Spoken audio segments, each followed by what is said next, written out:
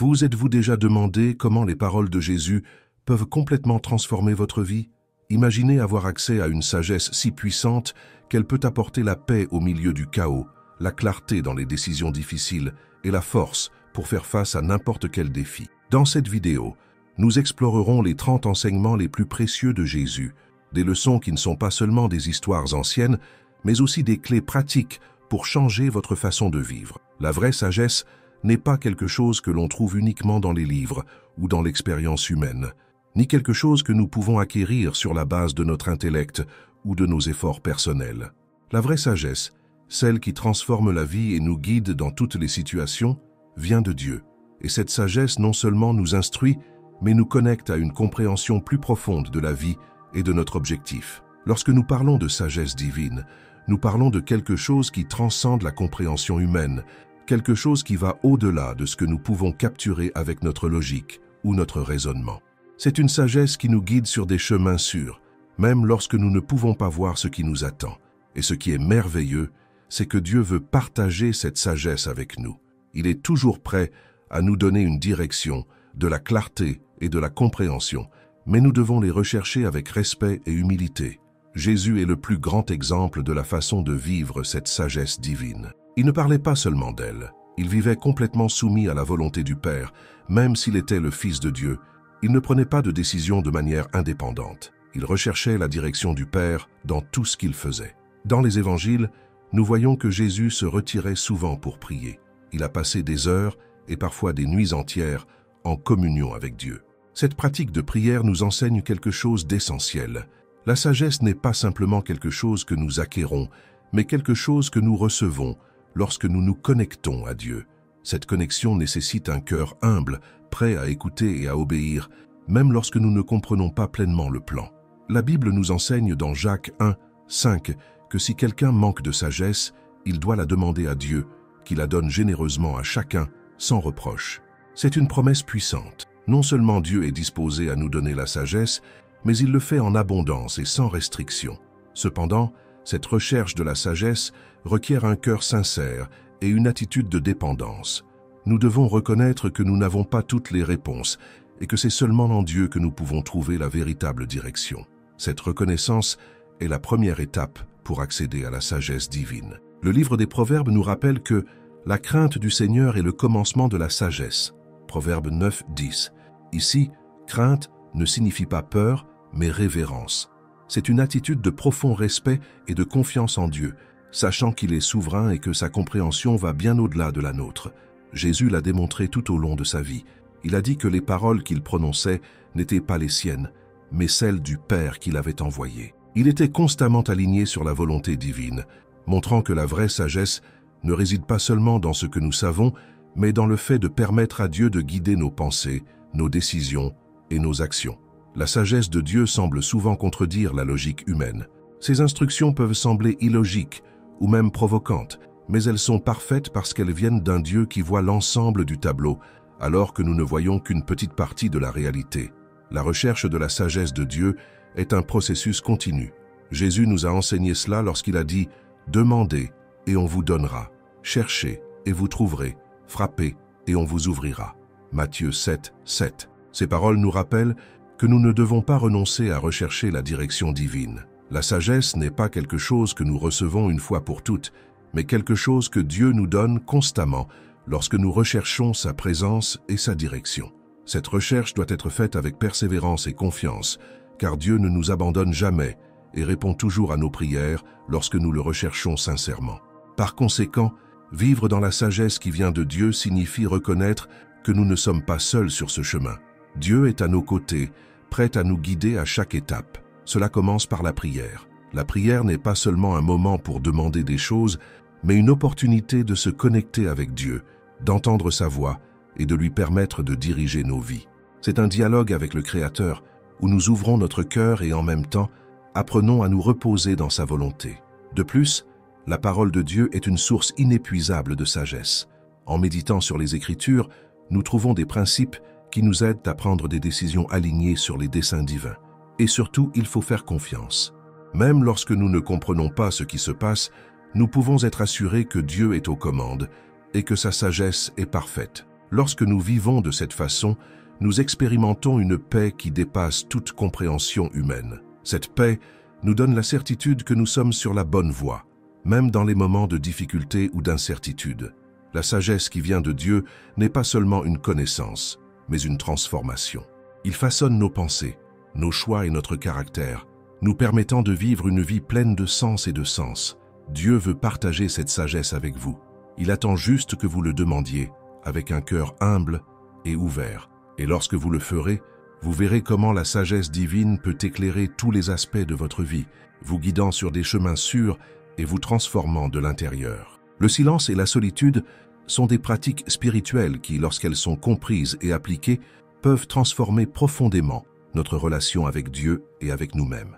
Dans un monde qui ne s'arrête jamais, où nous sommes constamment bombardés d'informations, de demandes et de bruit, il est de plus en plus difficile de trouver un moment de tranquillité pour entendre la voix de Dieu. Cependant, c'est précisément dans ces moments de silence et de retraite que nous découvrons à quel point notre âme aspire à la connexion et à la clarté, quelque chose qui ne peut être pleinement vécu que lorsque nous nous retirons des distractions du monde et recherchons intentionnellement la présence du Créateur. Jésus nous a laissé un exemple clair de la valeur du silence et de la solitude. Tout au long de sa vie terrestre, il s'est souvent retiré dans des lieux solitaires, même au milieu des exigences intenses de sa mission. Après avoir prêché aux foules, accompli des miracles ou affronté des défis, il partait prier et chercher le renouveau en présence du Père. Cette habitude nous enseigne quelque chose de profondément pertinent. Peu importe à quel point nous sommes occupés ou sous pression, il y a toujours le besoin de le faire. Rechercher des moments de solitude pour renforcer notre connexion avec Dieu. Ces moments n'étaient pas seulement un repos physique pour Jésus, mais une opportunité de renouveler son esprit, de s'aligner sur la volonté de Dieu et de trouver la force de remplir sa mission. Mais le silence n'est pas seulement l'absence de bruit, c'est une posture spirituelle, un état d'abandon où l'on fait taire notre esprit et notre cœur pour entendre la voix de Dieu. Souvent, nous sommes tellement plongés dans nos soucis, dans nos propres pensées, que nous devenons incapables de discerner la direction divine. Le silence nous invite à nous arrêter, à abandonner nos efforts frénétiques et à nous ouvrir à la sagesse et au réconfort qui viennent de Dieu. Dans les moments de silence, nous devenons plus réceptifs aux conseils divins parce que nous ne sommes pas occupés à essayer d'imposer nos propres solutions ou de contrôler nos circonstances. La solitude, quant à elle, est une pratique qui nous sépare du bruit et des distractions du monde, mais ne nous isole pas. Il ne s'agit pas d'une retraite solitaire et vide, mais d'une retraite intentionnelle pour être en présence de Dieu. Lorsque Jésus se retirait pour prier dans des lieux déserts, il ne recherchait pas l'isolement émotionnel ou spirituel. Il a recherché la communion avec le Père. La solitude est donc une occasion de se rapprocher de Dieu de manière plus intime et plus profonde, en laissant de côté tout ce qui peut nous distraire ou nous déconnecter de sa présence. C'est dans cet espace sacré de solitude que nous sommes renouvelés, renforcés et habilités à faire face aux défis de la vie. De plus, le silence et la solitude nous apprennent à faire confiance. Nous ressentons souvent le besoin de parler, d'agir ou de réagir rapidement face à des situations, comme si tout dépendait de nous. Mais le silence nous rappelle que nous n'avons aucun contrôle. Il nous invite à abandonner nos inquiétudes et à croire que Dieu travaille en notre faveur, même lorsque nous ne voyons pas ou ne comprenons pas ce qui se passe. Ce type de confiance demande du courage, car il implique de mettre de côté notre besoin de réponses immédiates et de nous reposer dans la souveraineté de Dieu. C'est dans le silence que nous apprenons à dépendre davantage de lui et moins de nous-mêmes. Une autre dimension du silence est sa capacité à nous offrir un aperçu. Dans un monde plein de voix, d'opinions et de distractions, il peut être difficile de distinguer ce qui est vrai et conforme à la volonté de Dieu. Cependant, lorsque nous faisons taire notre esprit et recherchons Dieu dans la prière, nous sommes guidés par le Saint-Esprit pour discerner ce qui est juste, ce qui est sage et ce qui est utile dans notre vie. Jésus lui-même nous l'a montré. Avant de prendre des décisions importantes, comme le choix de ses disciples, il a passé toute la nuit en prière. Cela nous enseigne que le discernement ne vient pas de la précipitation ou de l'impulsivité, mais de moments intentionnels de silence et de communion avec Dieu.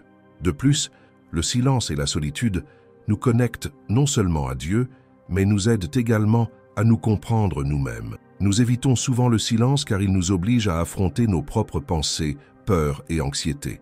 Cependant, c'est dans cette confrontation que nous trouvons guérison et clarté. En silence, nous réalisons nos véritables motivations. Identifions les domaines de notre vie qui ont besoin d'être transformés et laissons un espace pour que Dieu travaille en nous. C'est un processus de connaissance de soi guidé par la lumière divine qui nous permet de grandir et de mûrir spirituellement. Pratiquer le silence et la solitude n'est pas facile dans un monde aussi occupé, mais c'est profondément nécessaire. Ces moments peuvent être brefs, comme quelques minutes à l'aube, ou plus longs, comme une journée consacrée à la prière et à la réflexion. L'important, c'est l'intentionnalité. Lorsque nous nous retirons pour être seuls avec Dieu, nous montrons que nous apprécions sa présence par-dessus tout. Nous démontrons que nous faisons plus confiance à sa direction qu'à nos propres efforts. Et ce faisant, nous trouvons une paix qui dépasse la compréhension humaine. Par conséquent, permettez-vous de pratiquer le silence et la solitude dans votre vie. Trouvez un espace où vous pouvez être seul avec Dieu, loin du bruit et des distractions. Profitez de ce temps pour prier, réfléchir et simplement être en présence du Créateur. N'ayez pas peur du silence. Saisissez-le comme une opportunité d'entendre Dieu plus clairement et de renouveler votre âme. Tout comme Jésus a trouvé force, direction et paix dans ces moments, vous trouverez également tout ce dont vous avez besoin en cherchant Dieu dans le silence et la solitude. Ces moments renforceront non seulement votre foi, mais transformeront votre vie de manière profonde et durable. L'humilité est l'une des vertus les plus profondes et transformatrices que nous pouvons développer au cours de notre voyage spirituel. Lorsque nous parlons d'humilité, il est important de comprendre qu'il ne s'agit pas d'autodérision ou de nier notre valeur en tant qu'individu. Au contraire, la véritable humilité consiste à reconnaître notre valeur devant Dieu et, en même temps, à comprendre que cette valeur ne nous place pas au-dessus des autres. C'est un état d'esprit qui nous amène à faire passer les besoins des autres avant les nôtres et à vivre avec un cœur soumis à la volonté de Dieu. L'humilité consiste essentiellement à renoncer à l'orgueil et à adopter une dépendance totale à l'égard du Créateur, en reconnaissant que tout ce que nous sommes et avons vient de lui. Jésus-Christ est l'exemple suprême d'humilité. Lui, étant Dieu, a choisi de se vider de sa gloire céleste et de prendre une forme humaine. Il n'avait pas besoin de faire cela, mais il a choisi de s'humilier par amour pour nous. Philippiens 2, 6-8 décrit cet acte avec force. Bien qu'il fût Dieu, il ne considérait pas l'égalité avec Dieu comme quelque chose à saisir, mais il s'est dépouillé de lui-même, devenant un serviteur, étant créé à l'image des hommes, et étant retrouvé sous forme humaine, il s'est humilié et est devenu obéissant jusqu'à la mort, même jusqu'à la mort sur une croix. Ce passage nous montre que l'humilité de Jésus n'était pas seulement une attitude de cœur, mais un acte délibéré et sacrificiel. Il ne nous a pas seulement enseigné l'humilité, il l'a vécue pleinement, s'abandonnant complètement à la volonté du Père pour accomplir le projet de salut. Quand nous regardons la vie de Jésus, nous voyons que son humilité était présente dans tout ce qu'il faisait. Il est né dans une crèche, dans des circonstances simples et humbles, loin de tout luxe et de tout statut. Au cours de son ministère, il a marché parmi les pauvres, les marginalisés et les pécheurs, sans jamais chercher l'exaltation ou la reconnaissance humaine. Au lieu de cela, il a constamment servi les autres, lavé les pieds de ses disciples et montré que la véritable grandeur réside dans le fait de devenir serviteur. Dans Jean 13, lorsque Jésus a lavé les pieds de ses disciples, il a fait quelque chose qui, dans la culture de l'époque, était réservé aux serviteurs les plus bas. Il s'est agenouillé, non pas parce qu'il le fallait, mais parce qu'il voulait donner une leçon pratique sur l'humilité et le service. Il a dit, « Si moi, étant votre Seigneur et Maître, je vous ai lavé les pieds, vous devez aussi vous laver les pieds les uns aux autres. » Jean 13, 14. Cette attitude nous met au défi d'abandonner l'orgueil et d'adopter l'attitude de servir avec amour. L'humilité de Jésus est également évidente dans sa volonté d'endurer l'injustice et l'humiliation sans riposter. Durant son procès et sa crucifixion, il a été faussement accusé, insulté et torturé, mais il est resté silencieux et obéissant. Il aurait pu appeler des légions d'anges pour le défendre, mais il a choisi de tout endurer avec patience et soumission, car il savait qu'il accomplissait la volonté du Père. Cela nous enseigne que la véritable humilité n'est pas une faiblesse, mais une force. Il faut une grande force intérieure pour renoncer à nos propres droits et se soumettre à quelque chose de plus grand que nous-mêmes. L'humilité a aussi le pouvoir de transformer nos relations. La fierté nous sépare souvent des autres, créant des barrières et des conflits.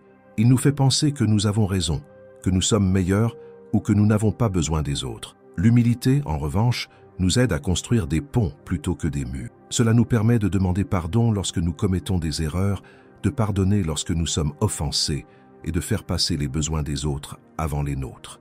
Lorsque nous vivons dans l'humilité, nous ne recherchons pas la reconnaissance ou les applaudissements, mais nous concentrons plutôt sur la manière dont nous pouvons être une bénédiction dans la vie de ceux qui nous entourent. Cela reflète le cœur de Jésus, venu non pour être servi, mais pour servir et donner sa vie en rançon pour la multitude.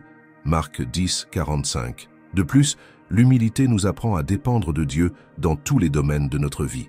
Trop souvent, nous essayons de résoudre nos problèmes seuls, en nous appuyant sur nos propres forces, notre sagesse ou nos ressources.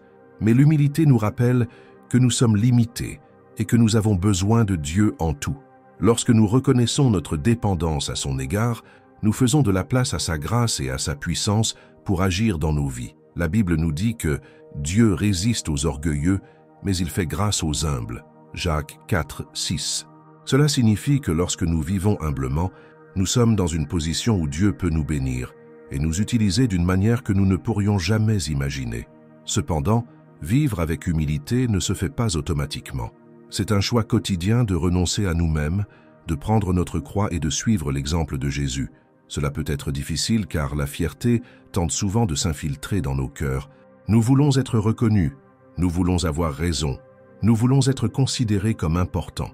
Mais lorsque nous regardons vers Jésus, nous nous rappelons que la vraie grandeur ne consiste pas à nous exalter, mais à nous humilier, afin que Dieu soit glorifié. Comme Jésus l'a dit, « Quiconque s'élève sera humilié, et celui qui s'humilie sera élevé. » Luc 14, 11. Par conséquent, l'humilité n'est pas seulement une vertu qui mérite d'être admirée, mais une pratique qui transforme nos vies, nos relations et notre compréhension de Dieu. Lorsque nous choisissons de vivre humblement, nous ressemblons davantage au Christ et lui permettons d'œuvrer en nous et à travers nous. L'humilité nous libère du poids de l'orgueil, nous rapproche des autres et nous met en phase avec la volonté de Dieu. Cela nous rappelle que nous ne sommes pas le centre de l'univers, mais que nous avons le privilège de servir le Créateur et d'être les instruments de sa grâce dans le monde. Vivre dans l'humilité est avant tout une déclaration, selon laquelle nous faisons confiance à Dieu et désirons l'honorer dans tout ce que nous faisons. Puissions-nous chaque jour suivre l'exemple de Jésus et embrasser le pouvoir transformateur de l'humilité dans nos vies. Le pardon est l'un des enseignements les plus puissants de Jésus et en même temps l'un des plus difficiles pour nous en tant qu'êtres humains. Il nous confronte directement à notre douleur, à nos blessures et à notre sens de la justice. Souvent, lorsque nous sommes blessés ou lésés, nous pensons que garder du ressentiment est une façon de protéger notre cœur ou de nous assurer que l'erreur que nous avons commise ne sera pas oubliée. Mais la vérité est que le pardon ne consiste pas à justifier ce qui a été fait, ni à faire bénéficier ceux qui nous ont blessés. Le pardon est une décision spirituelle qui libère notre propre cœur des chaînes de la haine, de l'amertume et du ressentiment, laissant place à la paix et à la guérison que seul Dieu peut offrir. Lorsque nous regardons l'exemple de Jésus sur la croix, nous voyons l'essence de ce que signifie pardonner. Lui qui était pur et sans péché a été soumis à l'humiliation, à la souffrance et à la mort. Tout cela de la part de personnes qui ne méritaient pas sa compassion. Pourtant, au milieu d'une douleur inimaginable, il a prié « Père, pardonne-leur, car ils ne savent pas ce qu'ils font. » Luc 23, 34. Cet acte n'était pas seulement un geste de miséricorde, mais une démonstration de la façon dont le pardon reflète l'amour divin. Jésus n'a pas attendu que ceux qui l'ont crucifié reconnaissent leur erreur ou s'excusent. Il a simplement choisi de leur pardonner, en confiant leur douleur au Père et en les libérant de leur dette émotionnelle. Cet exemple nous enseigne que le pardon ne dépend pas du repentir de l'autre personne, mais de notre décision de faire confiance à Dieu pour gérer la situation.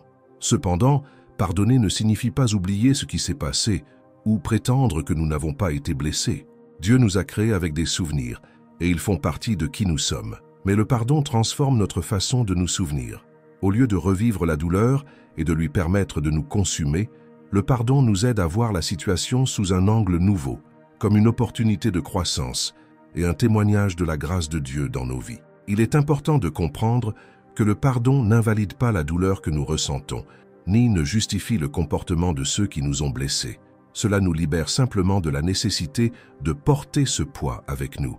Lorsque nous sommes rancuniers, c'est comme si nous portions une lourde valise partout où nous allons.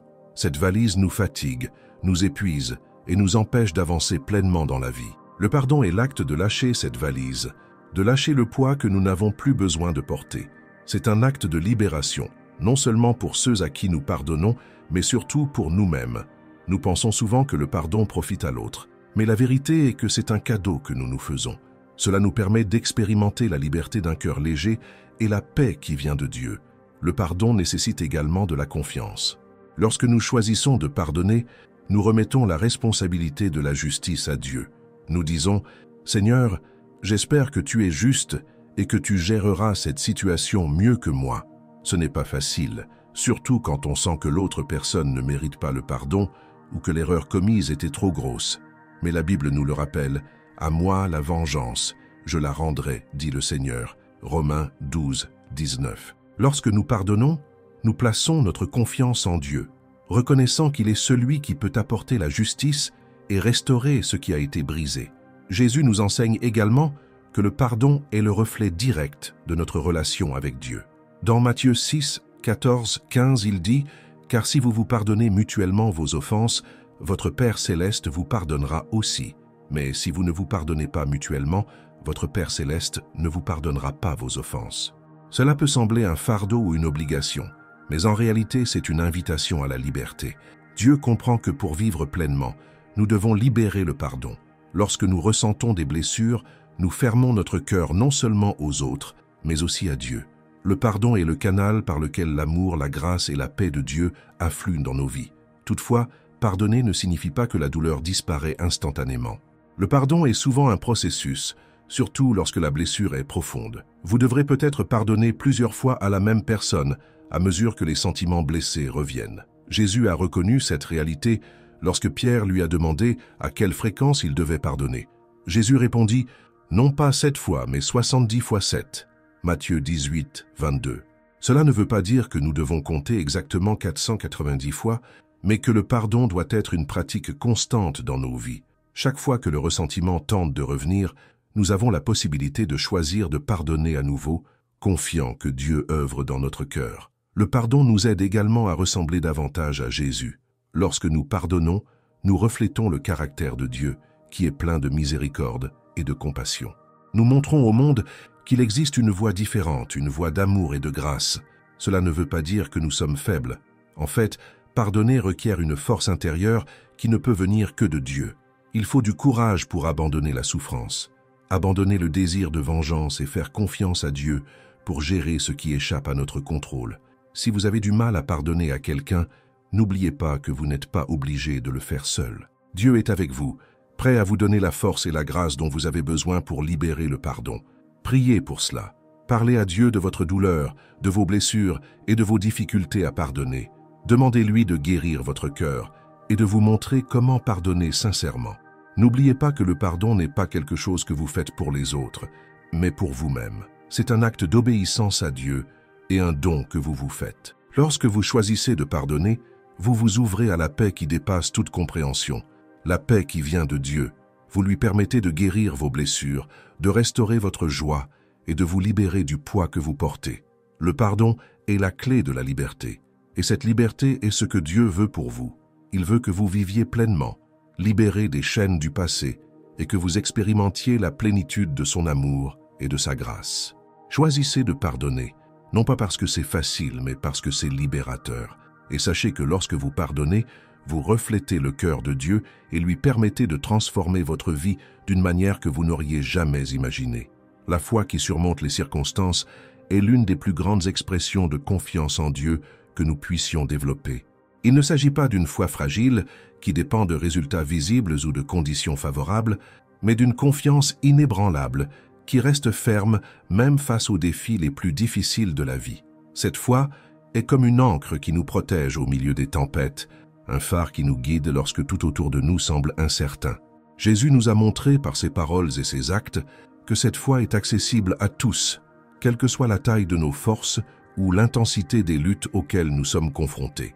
Il nous a enseigné que même avec une foi de la taille d'un grain de moutarde, nous pouvons déplacer des montagnes et accomplir des choses qui, aux yeux des humains, seraient impossibles. La beauté de la foi qui surmonte les circonstances est qu'elle ne dépend pas de ce que nous pouvons voir ou ressentir. Au contraire, cette foi nous appelle à faire confiance à Dieu, même lorsque des preuves extérieures nous disent le contraire. Pensez à l'histoire d'Abraham qui a été appelé par Dieu à quitter son pays et à se rendre dans un endroit qu'il lui montrerait encore. Abraham n'avait ni carte, ni garantie, ni même explication détaillée. Il n'avait qu'une seule promesse, et cela lui suffisait. Sa foi n'était pas dans les circonstances, mais dans le Dieu qui lui avait promis. Cette confiance lui permettait de faire des démarches d'obéissance, même lorsque tout autour de lui semblait incertain. Abraham nous montre que la foi n'est pas l'absence de doute ou de peur, mais la volonté de faire confiance à Dieu malgré eux. Un autre exemple puissant de cette foi se trouve dans la vie de Pierre. Lorsqu'il vit Jésus marcher sur l'eau, il demanda la permission de faire de même. Après avoir reçu la permission, Pierre descendit du bateau et commença à marcher vers Jésus. Tant que ses yeux restaient fixés sur le Seigneur, il était capable d'accomplir l'impossible. Mais quand il détourna le regard du vent et des vagues autour de lui, il commença à couler. Cette histoire nous enseigne que la foi qui surmonte les circonstances ne dépend pas de l'absence de problèmes, mais de notre capacité à garder les yeux fixés sur Dieu, même au milieu des difficultés. Les vagues peuvent être hautes, le vent peut être fort, mais lorsque nous faisons confiance à Dieu, nous découvrons qu'il est plus grand que n'importe quel défi. Toutefois, cette confiance en Dieu ne se développe pas du jour au lendemain.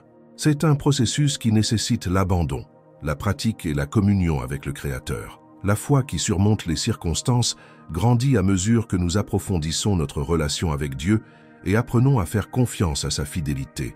Il n'est pas étonnant que la Bible regorge de promesses qui nous rappellent qui est Dieu et ce qu'il est capable de faire. Des versets comme « Le Seigneur est mon berger, je ne manquerai de rien » Psaume 23, 1 et « Je peux tout par Christ qui me fortifie » Philippiens 4, 13 ne sont pas seulement des paroles de réconfort, mais des vérités qui aident.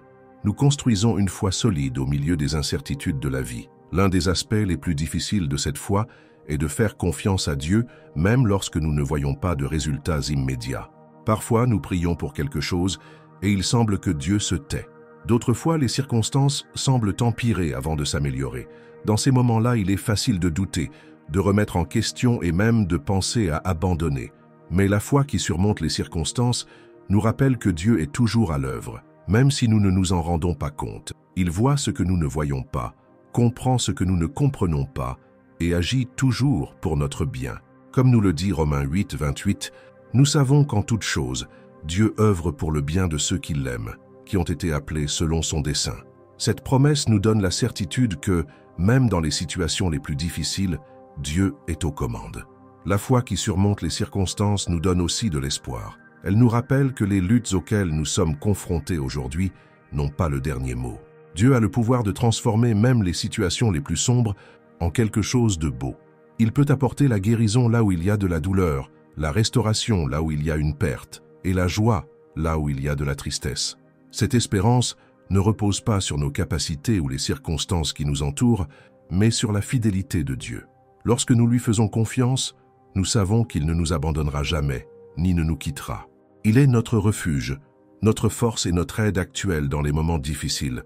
De plus, cette foi nous donne la force de continuer. Dans les moments de faiblesse, lorsque nous sentons que nous ne pouvons pas faire un pas de plus, Dieu nous soutient. Il nous rappelle que sa grâce est suffisante et que sa puissance se révèle parfaite dans notre faiblesse. Comme Paul l'a écrit dans 2 Corinthiens 12, 9, 10, « C'est pourquoi je me glorifierai volontiers de mes faiblesses, afin que la puissance de Christ repose sur moi. C'est pourquoi, à cause de Christ, je me réjouis dans les faiblesses, dans les insultes, dans les besoins, dans les persécutions, dans l'angoisse, car quand je suis faible, c'est alors que je suis fort. » Cette force divine est ce qui nous permet de relever les défis avec courage, même lorsque nous avons l'impression de n'avoir plus rien à donner. La foi qui surmonte les circonstances nous rapproche de Dieu. Elle nous apprend à dépendre de lui dans tous les domaines de notre vie, reconnaissant qu'il est la source de tout ce dont nous avons besoin. Lorsque nous faisons confiance à Dieu, nous apprenons à nous reposer sur ses promesses, sachant qu'il est fidèle à accomplir tout ce qu'il a promis. Cette confiance nous donne la paix, même au milieu des tempêtes, car nous savons que nous sommes entre les mains du Créateur de l'univers. Si vous faites face à des circonstances difficiles, je veux vous encourager à mettre votre foi en Dieu. Quelle que soit l'ampleur du défi, Dieu est plus grand. Il voit vos difficultés, comprend votre douleur et vous accompagne à chaque étape. Faites-lui confiance même si vous ne comprenez pas ce qui se passe. Gardez les yeux fixés sur Jésus et permettez-lui de vous guider, de vous fortifier et de vous soutenir. La foi qui surmonte les circonstances ne supprime pas les défis, mais transforme la façon dont nous y faisons face. Et en faisant confiance à Dieu, vous découvrirez qu'il est capable de faire infiniment plus que tout ce que nous pouvons demander ou imaginer.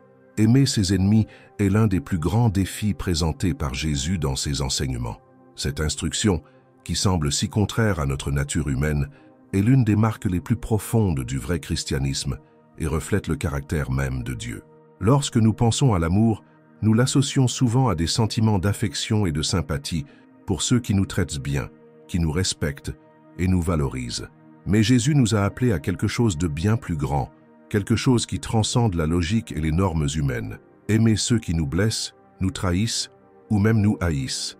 Cet amour inconditionnel est une expression directe de la grâce divine et a le pouvoir de transformer à la fois ceux qui aiment et ceux qui sont aimés. Lorsque Jésus dit dans le Sermon sur la montagne « Aimez vos ennemis et priez pour ceux qui vous persécutent » Matthieu 5:44, il introduisait un concept révolutionnaire. À cette époque, comme aujourd'hui, il était courant de penser que nous devrions aimer ceux qui nous aiment et haïr ceux qui nous font du mal. C'était la norme humaine de justice, basée sur la réciprocité. Si vous me traitez bien, je vous rendrai avec gentillesse. Si vous me traitez mal, je vous rendrai avec mépris. Mais Jésus nous invite à un niveau supérieur, un niveau qui reflète le cœur même de Dieu. Il nous enseigne que le véritable amour ne dépend pas des actions ou des attitudes d'autrui, mais est un choix délibéré d'agir avec grâce et miséricorde, quelles que soient les circonstances. Ce genre d'amour n'est pas naturel pour nous. Notre instinct est de riposter, de nous défendre, ou du moins d'éprouver du ressentiment contre ceux qui nous ont blessés. Mais Jésus nous montre que l'amour inconditionnel ne se fonde pas sur des sentiments, mais sur des décisions. Aimer ses ennemis ne signifie pas ressentir de l'affection pour eux ou ignorer le mal qu'ils ont fait. Cela signifie choisir de répondre au mal, non pas par le mal, mais par la gentillesse. Cela signifie prier pour eux, leur souhaiter bonne chance et, autant que possible, agir d'une manière qui démontre l'amour de Dieu dans nos attitudes. Cet amour n'est pas passif, il est actif. Il n'ignore pas la douleur causée, mais la transcende, permettant à la puissance transformatrice de Dieu d'agir à la fois en nous et chez les autres. Jésus n'a pas seulement enseigné cet amour, mais il l'a vécu pleinement.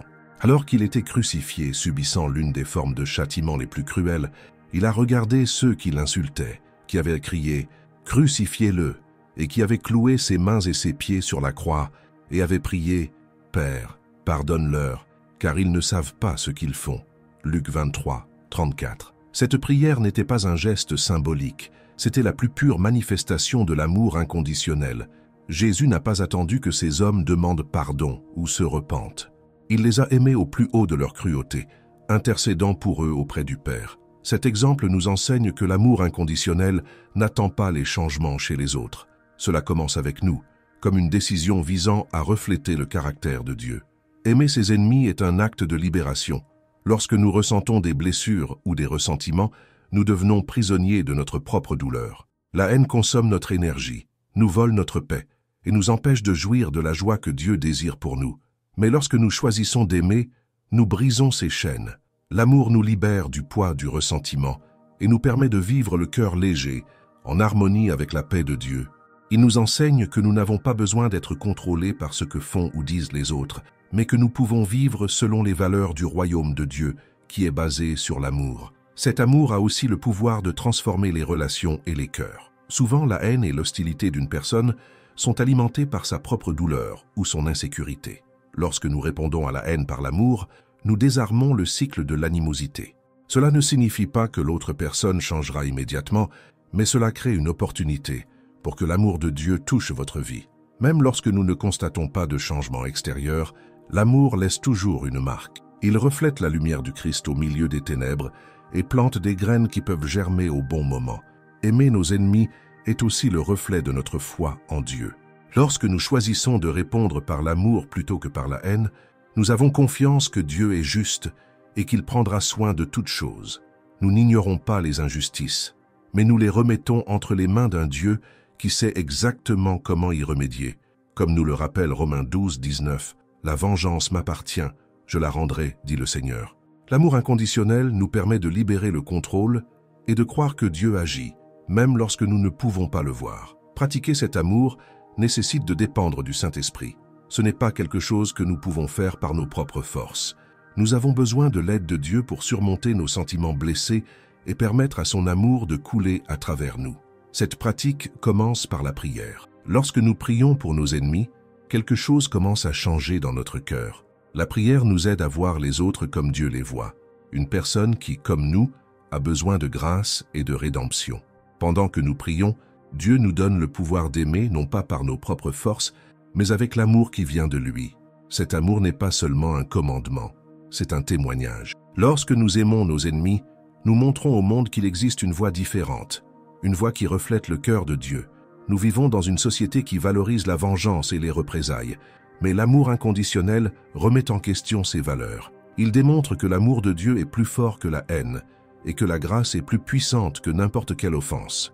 Ce témoignage peut avoir un impact profond sur ceux qui nous entourent, leur montrant la réalité transformatrice de l'Évangile. Si vous faites face à une situation où quelqu'un vous a profondément blessé, je veux vous encourager à faire le premier pas vers l'amour. Cela ne veut pas dire que ce sera facile ou que cela se produira instantanément. Aimer ses ennemis est un processus, mais chaque petit acte d'amour, chaque prière, chaque geste de gentillesse est un pas dans la bonne direction. Laissez Dieu agir dans votre cœur, guérir vos blessures et vous donner la force d'aimer, même lorsque cela semble impossible. En choisissant d'aimer vos ennemis, vous reflèterez le caractère même de Dieu. Vous vivrez selon l'appel de Jésus et expérimenterez la liberté, la paix et la joie qui découlent du fait de vivre dans son obéissance. Cet amour transformera non seulement votre situation, mais il vous transformera également, vous rendant plus semblable au Christ et vous permettant de le faire. Vous faire expérimenter la plénitude de l'amour de Dieu dans votre vie. Aimer ses ennemis n'est pas seulement un choix difficile, c'est le choix le plus puissant et le plus transformateur que nous puissions faire en tant que disciples de Jésus. La patience et la persévérance dans les épreuves sont comme des clés qui nous permettent de traverser les moments les plus difficiles de la vie avec foi et espérance. Il est indéniable que faire face aux difficultés peut être douloureux et souvent, la première réaction que nous avons est de nous demander pourquoi Dieu a permis que cela se produise. Cependant, lorsque nous regardons les Écritures, nous réalisons que les épreuves ne sont pas un signe d'abandon de la part de Dieu, mais une opportunité de croissance, de maturation et de renforcement spirituel. Dieu, dans sa sagesse et son amour, nous permet d'affronter ces difficultés non pas pour nous détruire, mais pour nous façonner, nous transformant en des personnes plus fortes, plus patientes et plus dépendantes de lui. Lorsque nous regardons la vie de Jésus, nous voyons le plus grand exemple de patience et de persévérance au milieu de la souffrance. Il savait ce qui allait arriver. Il comprenait la profondeur de la douleur qu'il allait affronter sur la croix, mais il a quand même choisi d'avancer, confiant pleinement dans le plan du Père. Dans le jardin de Gethsémani, quelques instants avant d'être arrêté, il a prié intensément, au point que ta sueur se transformera en gouttes de sang. Il s'écria « Père, si tu le veux, éloigne de moi cette coupe. Cependant, non pas ma volonté, mais la tienne. » Luc 22, 42. Cette prière révèle le cœur de Jésus. Il n'a pas nié les souffrances auxquelles il allait être confronté, mais a choisi de faire confiance à Dieu en se soumettant à sa volonté. Cette persévérance, soutenue par une foi inébranlable, nous enseigne que même dans les moments les plus sombres, nous pouvons trouver de la force lorsque nous faisons confiance au dessein divin. Les Écritures nous rappellent constamment que les épreuves sont inévitables, mais qu'elles ont un but. Jacques écrit « Considérez cela comme une joie, mes frères, lorsque vous rencontrez diverses épreuves, car vous savez que l'épreuve de votre foi produit la persévérance. Et la persévérance doit produire son plein effet afin que vous puissiez être mûrs et complets. » Jacques 1, 2, 4. À première vue, il peut sembler impossible de trouver de la joie dans les difficultés, mais cette joie ne réside pas dans la douleur elle-même, mais dans ce que Dieu fait en nous à travers elle. Chaque défi, chaque obstacle est une opportunité pour renforcer notre foi, pour apprendre à dépendre plus profondément de Dieu et pour grandir en patience et en maturité spirituelle. La patience ne consiste pas simplement à attendre que les choses s'améliorent. C'est la volonté de faire confiance à Dieu pendant que nous attendons. C'est reconnaître que même lorsque nous ne comprenons pas ce qui se passe, Dieu est aux commandes et a un plan parfait pour nos vies. Nous voulons souvent des réponses immédiates, des solutions rapides à nos problèmes. Mais Dieu travaille en son temps, pas le nôtre. Il voit l'ensemble du tableau, alors que nous n'en voyons qu'une petite partie. La patience nous apprend à nous reposer sur sa souveraineté, confiant qu'il sait ce qui est le mieux pour nous, même lorsque les circonstances disent le contraire. La persévérance, à son tour, est la force qui nous permet de continuer à avancer, même lorsque nous sommes fatigués. Il ne s'agit pas d'une résistance passive, mais d'une détermination active à continuer de faire confiance à Dieu et d'avancer, quelles que soient les difficultés. L'apôtre Paul savait bien ce que c'était que d'être confronté à des épreuves. Il fut arrêté, lapidé, fit naufrage à plusieurs reprises et fut confronté à d'innombrables persécutions. Pourtant, il a écrit « Et non seulement cela, mais nous nous glorifions aussi dans les tribulations, parce que nous savons que la tribulation produit la persévérance. La persévérance, un caractère approuvé, et le caractère approuvé, l'espérance. Et l'espérance ne nous déçoit pas parce que Dieu a répandu son amour dans nos cœurs par le Saint-Esprit qu'il nous a donné. » Romains 5, 3, 5. Cette perspective nous montre que les épreuves ne sont pas la fin, mais le moyen par lequel Dieu nous façonne, nous purifie et nous prépare à quelque chose de plus grand. De plus, les difficultés nous rapprochent de Dieu d'une manière unique. C'est dans les moments de plus grande douleur et souffrance que nous réalisons à quel point nous dépendons de lui. Nos propres forces sont limitées et les épreuves nous amènent souvent à le reconnaître. Mais c'est précisément à ce moment-là que Dieu nous rencontre, nous offrant sa force, sa paix et sa grâce. Comme il est écrit dans 2 Corinthiens 12, 9, « Ma grâce vous suffit, car ma puissance s'accomplit dans la faiblesse. » Quand nous sommes faibles, Dieu est fort en nous. Il nous soutient, nous guide et nous donne ce dont nous avons besoin pour continuer. Les épreuves nous apprennent également à valoriser les bénédictions de Dieu. Nous prenons souvent pour acquis les bonnes choses que nous avons, mais c'est dans les moments difficiles que nous apprenons à être reconnaissants pour chaque petit geste d'amour et de provision de Dieu. Cette gratitude, à son tour, nous donne la force de continuer. Cela nous rappelle que Dieu est fidèle, qu'il ne nous abandonnera jamais et que ses promesses sont vraies. Cette assurance nous donne de l'espoir, même au milieu des difficultés, car nous savons que Dieu est avec nous et qu'il travaille pour notre bien. Si vous faites face à des épreuves en ce moment, je veux que vous sachiez que Dieu voit votre douleur. Il comprend vos difficultés et vous accompagne à chaque étape. Les difficultés ne sont pas un signe que Dieu vous a abandonné, mais une opportunité pour vous de grandir dans la foi, la patience et la persévérance. N'oubliez pas que Dieu est fidèle et qu'il ne nous permet jamais d'affronter quoi que ce soit au-delà de ce que nous pouvons gérer avec son aide. Il vous façonne, vous fortifie et vous prépare à quelque chose de plus grand. Il peut être difficile de voir cela sur le moment, mais ayez confiance que Dieu agit, même lorsque vous ne pouvez pas le voir. Permettez à la patience et à la persévérance de faire tout leur travail en vous. Continuez à faire confiance, continuez à prier, continuez à chercher Dieu. Il est ta force, ton refuge et ton rocher inébranlable. Et avec le temps, vous verrez comment il a utilisé ces épreuves pour transformer votre vie, vous rapprocher de lui et révéler sa gloire. Les difficultés ne sont pas la fin. Ils sont le début de quelque chose de nouveau, de beau que Dieu crée en vous. Faites-lui confiance, persévérez et sachez que vous n'êtes jamais seul. Dieu est avec vous, vous soutient et vous guide à chaque étape du chemin. La repentance et le renouveau sont deux éléments indissociables du cheminement spirituel de quiconque recherche une relation profonde et véritable avec Dieu. Ils ne représentent pas seulement un moment isolé de confession et de changement, mais un processus continu de transformation qui nous façonne selon la volonté divine. Lorsque nous parlons de regret, nous pensons souvent au remords ou à la tristesse pour quelque chose que nous avons fait, mais cela va bien au-delà. Se repentir, au sens biblique, signifie changer de direction, abandonner le chemin qui nous a éloignés de Dieu et choisir de marcher vers lui. C'est un acte d'humilité dans lequel nous reconnaissons nos fautes, admettons notre besoin de pardon et faisons confiance à Dieu. Il est fidèle pour nous restaurer.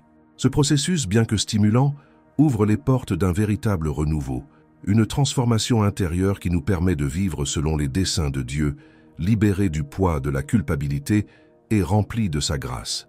Lorsque nous regardons l'histoire de l'humanité depuis la création, nous réalisons que Dieu a toujours proposé le chemin de la repentance comme expression de son amour et de sa miséricorde. Même face à la chute d'Adam et Ève, lorsque le péché est entré dans le monde, Dieu ne les a pas abandonnés.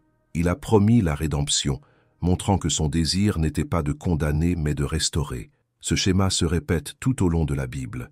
Les prophètes qui ont appelé le peuple d'Israël à se repentir et à revenir au Seigneur au ministère de Jésus lui-même nous voyons que Dieu appelle constamment ses enfants à quitter les chemins qui les détruisent et à se tourner vers lui, où est le pardon, guérison et renouveau.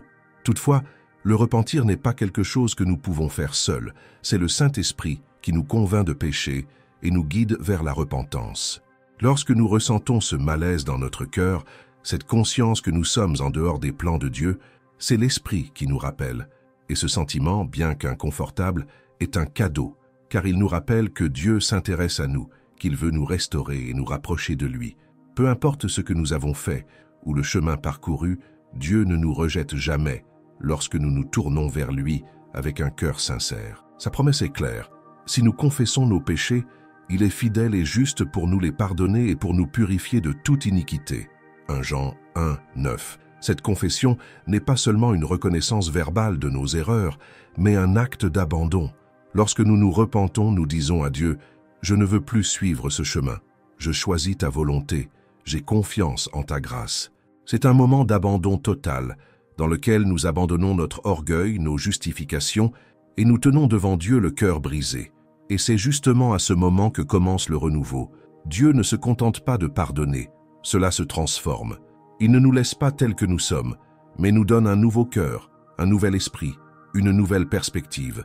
Il enlève le poids du péché et nous remplit de sa paix, de sa joie et de son dessein.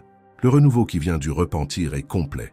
Il ne s'agit pas seulement d'un changement externe, mais d'une transformation interne qui affecte tous les domaines de notre vie. Paul décrit cela magnifiquement dans 2 Corinthiens 5, 17, lorsqu'il dit « Si quelqu'un est en Christ, il est une nouvelle création. Les choses anciennes sont passées. Voici, des choses nouvelles sont arrivées. » Lorsque nous nous repentons et recevons le pardon de Dieu, nous sommes recréés. Nos défauts ne nous définissent plus, notre identité est désormais enracinée dans le Christ. Nous ne sommes plus esclaves du passé, mais fils et filles de Dieu, libres de vivre selon sa volonté. Ce renouvellement est cependant un processus continu. Même si nous sommes complètement pardonnés dès que nous nous repentons, notre voyage de transformation est quotidien. Chaque jour, nous sommes appelés à rechercher davantage Dieu, à lui permettre de façonner notre caractère et à nous détourner de tout ce qui nous éloigne de lui. Ce processus peut être difficile car il implique d'abandonner ses vieilles habitudes, d'affronter nos faiblesses et de faire confiance à Dieu pour faire pour nous ce que nous ne pouvons pas faire nous-mêmes. Mais c'est aussi un processus plein de grâce.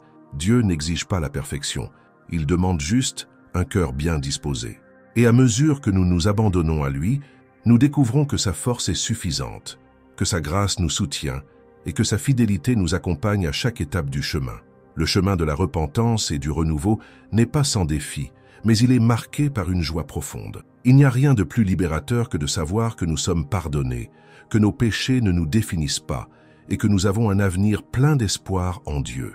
Cette joie ne vient pas de nous-mêmes, mais du Saint-Esprit qui vit en nous, nous rappelant constamment l'amour de Dieu et sa promesse de nous transformer à l'image du Christ. C'est cet esprit qui nous permet de vivre d'une manière qui honore Dieu, non pas comme une obligation, mais comme une réponse de gratitude pour ce qu'il a fait pour nous. Si vous avez l'impression de porter le poids du passé, sachez que Dieu vous attend à bras ouverts. Il ne regarde pas vos échecs avec condamnation, mais avec compassion.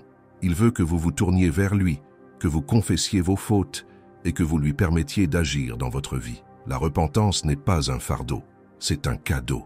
C'est la porte d'entrée vers la liberté, la paix et une vie renouvelée en Christ. Peu importe la taille de l'erreur, la grâce de Dieu est plus grande. Sa miséricorde n'a pas de limite et son amour est inconditionnel. En vous abandonnant à Dieu, vous découvrirez que la repentance n'est pas la fin, mais le début d'un nouveau voyage, un voyage de transformation, de croissance et de communion profonde avec le Créateur. Dieu ne se contente pas de pardonner, il restaure. Il prend les parties brisées de nos vies et les transforme en quelque chose de beau. Il nous donne un but, une direction et un espoir qui vont au-delà de tout ce que ce monde peut offrir. Il n'y a pas de péché si grand que la grâce de Dieu ne puisse couvrir, ni d'erreur si profonde que sa main ne puisse atteindre. Faites-lui confiance, repentez-vous et permettez-lui de renouveler votre vie d'une manière que vous n'auriez jamais cru possible. La prière est l'expression la plus profonde de notre connexion avec Dieu, un dialogue continu et vivant qui transcende les mots et les moments spécifiques, devenant l'essence de notre relation avec le Créateur. Jésus, tout au long de sa vie, nous a montré que la prière n'est pas une simple formalité ou un rituel vide de sens, mais une rencontre transformatrice avec le Père, où nous sommes fortifiés, dirigés et renouvelés. Quand on regarde les évangiles, on se rend compte que la prière occupait une place centrale dans la vie de Jésus.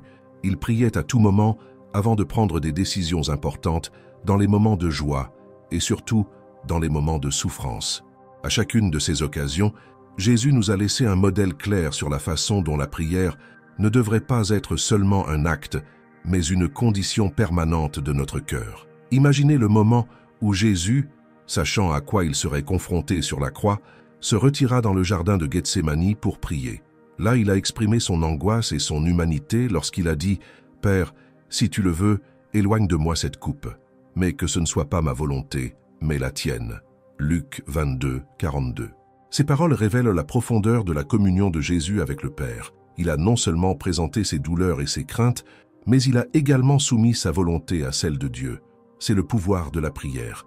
Non seulement amener nos besoins et nos désirs à Dieu, mais aussi aligner notre cœur avec son cœur. C'est dans la prière que nous trouvons la force d'affronter ce qui semble impossible et la paix qui dépasse toute compréhension, même dans les circonstances les plus difficiles. La prière n'est pas et ne devrait jamais être réduite à un simple acte de demande de choses à Dieu. Bien qu'il nous invite à présenter nos requêtes, comme Jésus nous l'a enseigné lorsqu'il a dit « Demandez et on vous donnera, cherchez et vous trouverez, frappez et on vous ouvrira. » Matthieu 7, 7. La prière est bien plus que cela. C'est un échange intime avec Dieu, où l'on parle mais aussi l'écoute. Souvent, nous sommes tellement préoccupés par la liste de nos besoins que nous oublions que la prière est une voie à double sens. Dieu veut nous parler, nous orienter, nous corriger et nous réconforter, mais pour ce faire, nous devons créer un espace pour l'écouter. Cela demande du temps, du silence et un cœur ouvert. Dans un monde plein de distractions, où les voix autour de nous rivalisent pour attirer notre attention, la prière nous invite à apaiser notre âme et à nous tourner complètement vers Dieu. La prière est aussi un rappel constant de notre dépendance à l'égard de Dieu. Lorsque nous prions, nous reconnaissons que nous n'avons pas toutes les réponses, que notre force est limitée et que nous avons besoin de la puissance et de la sagesse de Dieu pour affronter chaque jour. C'est un acte d'humilité, une déclaration selon laquelle nous ne sommes pas autosuffisants. C'est pourquoi Jésus nous a appris à prier en disant « Donnez-nous aujourd'hui notre pain quotidien » Matthieu 6, 11. Cette simple phrase nous rappelle que chaque provision, chaque bénédiction vient de Dieu et que nous devons lui faire confiance pour répondre à nos besoins quotidiens. La prière, en ce sens, nous apprend à vivre un jour à la fois, en fonction de la fidélité de Dieu à chaque instant. De plus, la prière a le pouvoir de nous transformer. Lorsque nous passons du temps en présence de Dieu, quelque chose change en nous. Ce n'est pas Dieu qui change, mais c'est nous qui sommes façonnés. Nos pensées, nos attitudes et nos désirs commencent à s'aligner sur sa volonté. Cela est particulièrement évident dans la vie de Jésus. Il se retirait souvent pour prier avant de prendre des décisions importantes, comme le choix des disciples. Ce temps passé avec le Père ne consistait pas seulement à chercher une direction, mais à s'assurer que ses actions étaient complètement alignées avec la mission que le Père lui avait confiée. De même, lorsque nous prions, nous avons le pouvoir de vivre conformément au dessein de Dieu pour nos vies, de prendre de sages décisions et de répondre aux défis avec grâce et patience. La prière nous offre également un refuge dans les moments difficiles. Lorsque nous sommes confrontés à la douleur, à la perte ou à l'incertitude, la prière nous permet de déverser notre cœur devant Dieu, sachant qu'il nous entend et nous comprend. Psaume 34, 18 nous le rappelle, « Le Seigneur est proche de ceux qui ont le cœur brisé et sauve ceux dont l'esprit est brisé. » Cette proximité avec Dieu se vit d'une manière unique dans la prière. Peu importe où nous sommes ou à quoi nous sommes confrontés, la prière nous connecte à la présence de Dieu, nous apportant réconfort et espoir.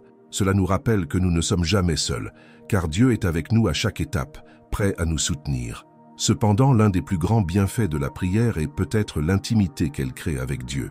En priant régulièrement, nous commençons à connaître plus profondément le cœur de Dieu. Nous commençons à percevoir sa bonté, sa miséricorde et son amour d'une manière qui va au-delà des mots. Cette intimité nous transforme, nous remplit de paix et nous donne la confiance nécessaire pour affronter toutes les circonstances. Jésus, dans sa prière sacerdotale dans Jean 17, a exprimé son désir que nous connaissions le Père comme il l'a connu. La prière nous conduit à cette connaissance intime, une expérience qui ne peut être remplacée par rien dans ce monde. Si vous avez l'impression que votre vie de prière s'essouffle ou que vous ne savez pas par où commencer, rappelez-vous que Dieu ne recherche pas des paroles parfaites ni des prières élaborées. Il cherche un cœur sincère. La prière peut être aussi simple que de dire « Seigneur, je suis là, aide-moi ». Cela peut arriver n'importe où, n'importe quand, car Dieu est toujours accessible. Et quand nous ne savons pas prier, le Saint-Esprit intercède pour nous, comme il est écrit dans Romains 8, 26. L'Esprit nous aide dans notre faiblesse, car nous ne savons pas prier, mais l'Esprit lui-même intercède pour nous avec des gémissements qui ne peuvent être prononcés. La prière n'est pas seulement une pratique, c'est un style de vie. C'est une connexion continue avec Dieu qui nous fortifie, nous guide et nous transforme. C'est un don, un privilège et une opportunité d'être en présence du Créateur de l'univers, qui nous aime profondément et veut que nous vivions en communion avec lui. Alors permettez-vous d'entrer dans ce lieu de prière, sachant que Dieu vous attend, prêt à écouter, parler et agir dans votre vie. Il est fidèle, et par la prière, vous découvrirez la profondeur de son amour, la grandeur de sa paix et la richesse de sa sagesse. La prière n'est pas seulement quelque chose que nous faisons, c'est la façon dont nous vivons en communion avec Dieu, expérimentant sa présence à chaque instant de notre existence. Rechercher d'abord le royaume de Dieu est un choix qui définit non seulement nos priorités, mais aussi le but de notre existence. Il ne s'agit pas seulement d'une recommandation, mais d'un appel que Jésus nous lance à vivre d'une manière qui soit alignée sur les valeurs éternelles et la volonté du Père. Lorsque Jésus dit « Cherchez d'abord le royaume de Dieu et sa justice, et toutes ces choses leur seront ajoutées » Matthieu 6, 33. Il nous montrait que placer Dieu au centre de notre vie nous apporte non seulement la paix et un but, mais nous libère du souci des besoins quotidiens qui nous submergent souvent. Il nous invite à croire que, si nous accordons la priorité à ce qui est éternel, tout ce qui est temporel sera pris en charge par lui. Cette recherche n'est pas quelque chose qui se produit automatiquement. Cela nécessite de l'intentionnalité. Nous vivons dans un monde qui nous distrait constamment et nous appelle à donner la priorité à d'autres choses. Le travail, l'argent, le statut, les relations, la sécurité matérielle. Bien que beaucoup de ces choses soient bonnes et même nécessaires, lorsqu'elles deviennent le centre de notre vie, nous finissons par nous éloigner de la véritable source de paix et de sens qui est Dieu. Rechercher le royaume de Dieu, c'est d'abord reconnaître que rien dans ce monde ne peut prendre la place de Dieu dans nos vies. C'est admettre que lui seul peut répondre à nos besoins les plus profonds, nous donner une direction et nous offrir un but éternel. Jésus nous a enseigné que le royaume de Dieu n'est pas quelque chose de lointain ou d'inaccessible. Il a dit « Le royaume de Dieu est parmi vous » Luc 17, 21. Cela signifie que le royaume commence en nous lorsque nous permettons à Dieu de gouverner nos cœurs, nos pensées et nos actions. C'est une invitation pour que Dieu soit au centre de tout ce que nous faisons, afin que chaque décision, chaque attitude reflète les valeurs de son royaume. Justice, compassion, vérité, amour et humilité. Il ne s'agit pas seulement d'un comportement extérieur, mais d'une transformation intérieure qui façonne qui nous sommes. Rechercher d'abord le royaume de Dieu, c'est aussi vivre avec le sens de la mission.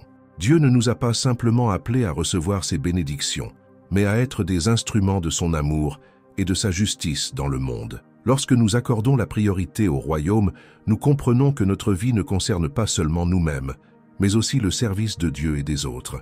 Cela peut impliquer de défendre les opprimés, de prendre soin de ceux qui sont dans le besoin, de promouvoir la vérité dans un monde plein de tromperies, ou simplement de vivre d'une manière qui démontre la bonté de Dieu.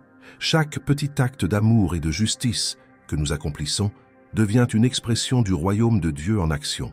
Cette recherche nécessite cependant de la confiance.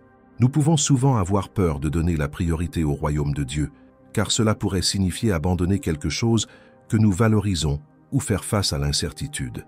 Mais Jésus nous rappelle que nous n'avons pas besoin d'avoir peur. Il nous a donné l'exemple selon lequel, en faisant pleinement confiance au Père, nous sommes soutenus en toutes choses. Il nous appelle à ne pas nous inquiéter de ce que nous allons manger, boire ou porter, car notre Père céleste sait tout ce dont nous avons besoin. Cette confiance n'est pas aveugle, mais basée sur le caractère fidèle et aimant de Dieu, qui n'abandonne jamais ceux qui lui font confiance. Rechercher le royaume de Dieu nous apprend également à vivre avec un but. Au lieu de nous laisser consumer par les pressions de la vie quotidienne, nous trouvons une direction vers quelque chose de plus grand. Cette perspective nous libère d'une vie superficielle, centrée uniquement sur les réalisations temporelles, et nous permet de vivre les yeux fixés sur ce qui est éternel. Cela ne veut pas dire que nous méprisons nos responsabilités ou ignorons les défis terrestres, mais que nous les affrontons avec la certitude que Dieu est aux commandes et qu'en fin de compte, tout concourt au bien de ceux qui l'aiment et qui sont appelés selon à son dessein. Lorsque nous accordons la priorité au royaume de Dieu, nous expérimentons une paix qui dépasse toute compréhension. Cette paix ne vient pas de l'absence de problèmes, mais de la certitude que nous vivons selon la volonté de Dieu. C'est la tranquillité de savoir que, même dans les situations les plus difficiles, Dieu est avec nous, nous guide et nous soutient. Cette quête nous relie au cœur de Dieu, nous apprend à dépendre de lui et nous transforme à l'image du Christ qui a vécu sa vie complètement abandonnée au dessein du Père. Si vous vous demandez comment rechercher d'abord le royaume de Dieu, sachez qu'il ne s'agit pas de grands gestes ou de changements immédiats, mais d'un cœur bien disposé. C'est une décision quotidienne de mettre Dieu au centre de vos choix, de donner la priorité à ce qui est éternel sur ce qui est temporaire. Commencez par chercher Dieu dans la prière en lui demandant de vous montrer comment vivre selon sa volonté. Méditez sur sa parole en lui permettant de guider vos actions et vos pensées. Et surtout, ayez confiance que Dieu est fidèle pour répondre à tous vos besoins lorsque vous lui accordez la priorité. Recherchez d'abord le royaume de Dieu ne signifie pas que tout sera facile ou que vous serez exempt de difficultés, mais cela signifie que vous ne serez jamais seul. Dieu sera avec vous, vous guidant, vous soutenant et vous transformant à chaque étape. Il est fidèle et en le plaçant au centre de votre vie, vous constaterez que toutes les autres choses trouvent leur place. La vie devient plus qu'un ensemble de tâches ou d'objectifs. Cela devient un voyage de communion avec Dieu, plein de sens, de joie et d'espérance.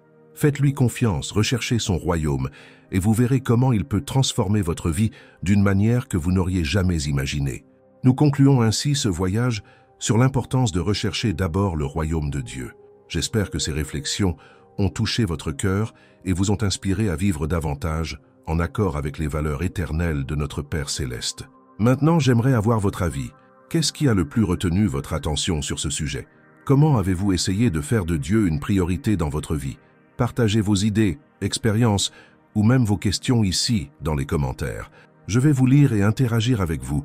Si cette vidéo a été une bénédiction pour votre vie, n'oubliez pas de laisser un like. Cela aide beaucoup à ce que ce message atteigne davantage de personnes qui ont besoin d'entendre parler de l'amour et du dessein de Dieu. Et bien sûr, si vous n'êtes pas encore abonné à la chaîne, profitez-en dès maintenant pour vous abonner et activer la cloche de notification pour ne manquer aucune des prochaines vidéos. Merci d'être ici avec moi aujourd'hui. Que Dieu vous bénisse et vous guide dans votre voyage pour chercher d'abord son royaume. Rendez-vous dans la prochaine vidéo